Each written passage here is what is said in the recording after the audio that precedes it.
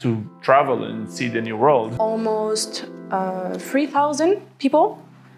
And then I would like to go around and explore the new world. In a world where everyone has equal opportunities. And just see what happened. In a future that we still have resources. Twice as long as how much we live. Okay, let's start. What would you do if you were to wake up from being cryopreserved? Oh.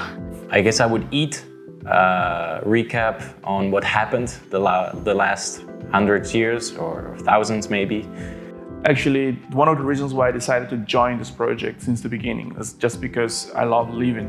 And I still remember the moment, and I was in the coast in an island, and I realized that there's so much to see, and our planet is so beautiful. So first thing I will do after acquainting myself to where I am and get to know if my family is around me is to obviously understand what's my situation. As soon as I can, I started to travel and see the new world. Depends where I wake up, depends how the future is. Because if you can do space travel, I would definitely do space travel because it's something we can't do in this current life. And if not, if life would be similar to what it is right now, I guess I would do a different job that I haven't done in this life. And I would travel to the places I haven't never been to.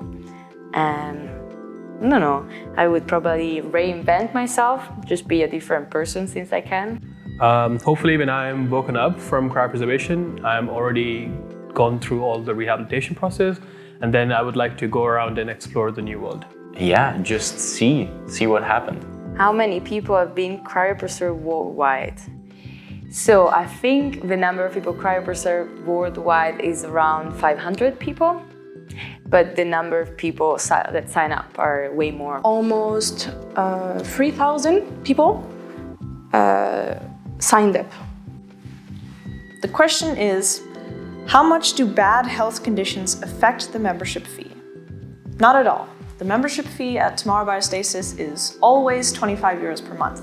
Of course, if you sign up with the term life insurance plans, the cost of that can be affected by health conditions. Okay. What kind of future would you like to be revived in? I think I would like to be revived in a world where everyone has equal opportunities, treated equally, and equal rights for everyone. Well, I believe in a future that we still have resources enough for all the people, and that probably we're exploring the space. I feel like the vision, for example, Back to the Future had of the future in I don't know what year, for 2015, like flying cars and stuff. A very technological advanced one, a future where we went to Mars and maybe even further. I would like to be revived in a world that is hopeful, that looks towards whatever problems they have in the future with optimism and the understanding that everything can be solved, even if it's not perfect. Like having high-tech AIs, maybe cures for cancer and stuff like this. That would be the future that I'd be interested in living in. And a future that we have opportunity for, doesn't matter your color, your gender, the condition you were lived in. If you could choose, how long would you want to live? Probably 100 years. 200 years, maybe. I think in 200 years you would have time to experience a lot of things. I always thought I wanted to live till 88 years old because I find this number really beautiful. Twice as long as how much we live. There's this 100 years barrier that everybody knows, and probably twice is a good amount if you want to explore new worlds or explore yourself more. So it depends if we can do space travel and then you stay 300 years in cryogenic sleep, then definitely I would want more years. I think as long as I can be healthy and I can do things, I don't even want to put a number to it, as long as I can. If I reach 87, I will want to live more than 88, so I guess as much as I can. Why do we use cryoprotectants? That's a good question. The human body is composed of around 70% water, the blood as well, of course. And water is one of those only few liquids that expand when cooled down, when it freezes. So during the perfusion procedure, we take out the blood from the body and we perfuse the body with increasing concentration of cryoprotectants. And it makes the body cryocompatible. Via osmosis, it replaces all the fluids in the cells with that liquid that basically doesn't freeze, doesn't make ice crystals. And these ice crystals have very sharp microscopic edges that can do a lot of damage to your cells, to your body, to your brain, to your organs. What would be the first thing you do when waking up in the future? Well, I would see what's new. I would try to educate myself on the world, how it is now, and I would want to eat whatever foods are available in the future. I think take a nap. I guess first I would be really thirsty maybe, so I will drink a glass of water.